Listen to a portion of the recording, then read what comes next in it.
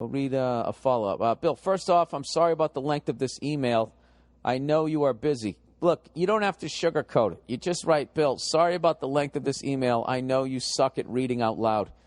Anyways, I am a lawyer, and this is just how I write and think. I implore you to take 10 minutes to read it.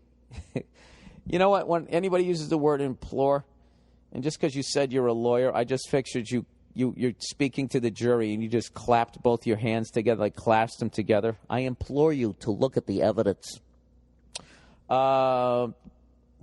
That I am generally thanking you for being a good man. If you want to use some of it or all of it, feel free. If not, then no hard feelings. I promise not to show up to your house and money more. All right. Okay. Last week, you read a letter from a kid who finished his first year of law school who was trying to decide whether to drop out. He noted that he hated law school, and was unhappy. You told him to walk away. Speaking as an attorney with 10 years, 100 trials, murders, rapers, you name it, please let me say this. Your advice was spot on. Oh, my God. I thought you were going to go the other way. I thought you were going to be like, listen, law school is terrible, but once you get out of it and get into the exciting world of sitting next to a rapist who you know did it, but for some reason you have to defend him, it makes it all worthwhile. In my line of work, we use the term JADED. JADED is the state where an attorney no longer gives a shit about his clients. He simply does his job out of obligation and the need to bring in a paycheck. Dude, how the fuck can you be in that mindset when somebody's freedom is on the line? Dude, I swear to God, life is so fucking scary. Once again, one of the dumber things I've said. Nothing will ever be dumber than when I was on Joe Rogan's podcast and whatever the fuck I said about science. Like, science is, like, fascinating. It's neat. I said something really stupid like that. Science is, like, amazing. Listen to the Joe Rogan Experience, by the way. Or reach out to one of his listeners, and I'm sure they can tell you where it is in that podcast where I said it. It's really, it was so dumb I wasn't even embarrassed. I almost felt like I felt a freedom. You know, almost like I was like someone if they come out of the closet. You know, I was coming out of the closet of stupidity. I was tired of pretending to be this person that I wasn't.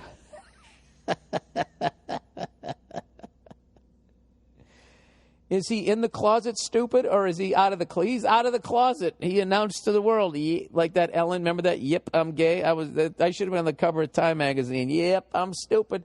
Right? Shrugging. Fucking little mixer in front of me as I record the podcast. All right, Bill, we get it. Okay, I have 15 cases tomorrow, this lawyer says, each of which is a human being facing prison, some for decades. The truth is that I don't give a shit about a single one. Oh, my God.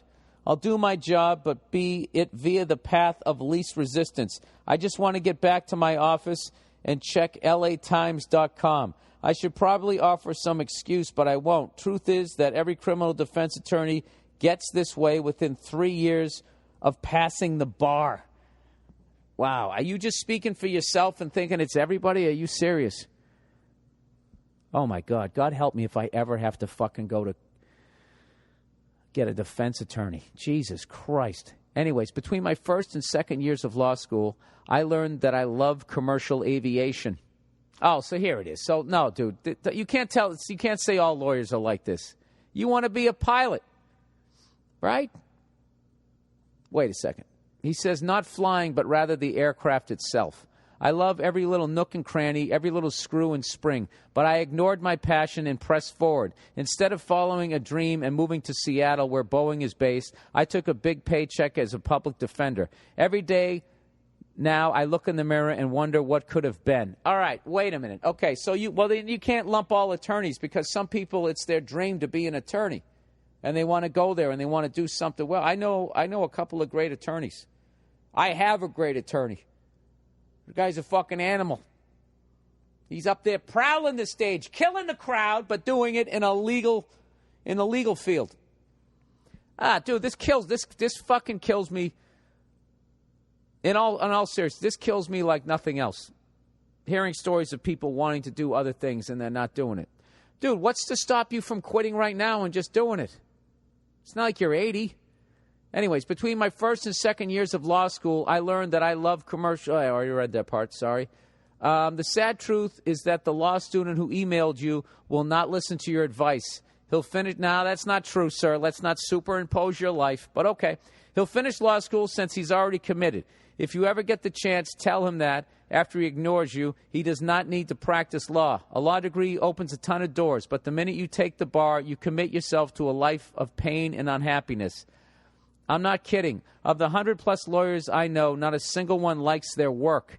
Every one of them will tell you not to go to law school. Walk away from the bar. Go become a broker. Go teach at a JC, junior college. Go work for a business. Open a spearfishing business in Bali, whatever. Just don't go and take the bar. There are 2 reasons I'm writing you today. The second, that I want to commend you and say that you are not a cunt.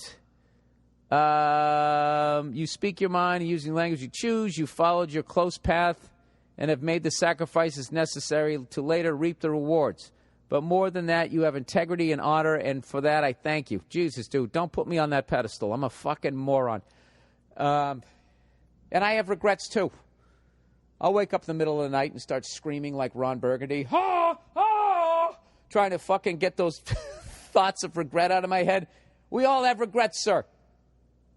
And it's not too late for you to move to fucking Seattle. You know what's stopping you from moving to Seattle? One conversation with the fucking people you work with and a couple of suitcases that need to be filled. That's it. Who gives a fuck? I'll tell you, dude, if you should follow your heart, man. And it's not too late. I don't give a fuck if you got kids and you're married. Move them. Right? Just move them up there. Save up some money. Fucking move up there. Live a little more modest. It's a beautiful part of the country. And, your kids will watch, they'll see somebody pursuing a dream. You'll be in a better mood. You'll be a better husband and father if you're married. All right? And if you're single, you got no fucking excuse. All right? Pack up all your 3-piece Matlock suits and go to Seattle. Anyways, a few months back, a listener wrote about how his girlfriend was upset because he went to a strip club and put oil on a woman's tits. Your response was telling. Your advice was to reverse the situation in his mind, then apologize. It was brilliant. It was the advice that one man gives to another. I could come up with countless examples, but they'd all be saying the same thing. You tell your listeners to be fair and honest with their women. Do I? I always think I come off as a misogynistic douchebag there. You tell the sad and depressed to try to get out and then seek help if unable. You tell your young to save their money, and you tell people not to use drugs but for legitimate reasons. I could go on, but I'd be repeating the point. Sad point is that your podcast demonstrates what it is to be a good man. Jesus Christ, I wish Nia was listening to this shit. She'd be laughing her ass off. I appreciate this. He said, you, sir, are a good man. Never let that voice in your head tell you otherwise. Well, listen, I don't know. It's killing me that people like yourself, you're acting like wherever you live, between you and Seattle, like you're behind, the old fucking Eastern Bloc, and there's a bunch of guard towers, and there's some sort of war zone between you and Seattle. There isn't. Sir, you could actually practice law in Seattle, if you just wanted to make money on the side, listen, sit down tonight and figure out a fucking way to get your ass to Seattle. And I guarantee you, when you sit down and you start writing it out, your game plan, you're going to feel the excitement that you're missing being a lawyer. And being a lawyer is not a bad job. It's just not what you were supposed to do. Okay? Because I guarantee you, the same way you look at an airplane and you love every screw, every spring, every nook and cranny of an aircraft, there's lawyers who they love the smell of a courtroom. They love that big wooden fucking desk. They love the closing argument. They love that moment, the turn, whatever, where you just fucking flipping around on the other guy. They love defending. They love prosecuting. They love the fucking sound of their shoes walking across the courtroom. They love it.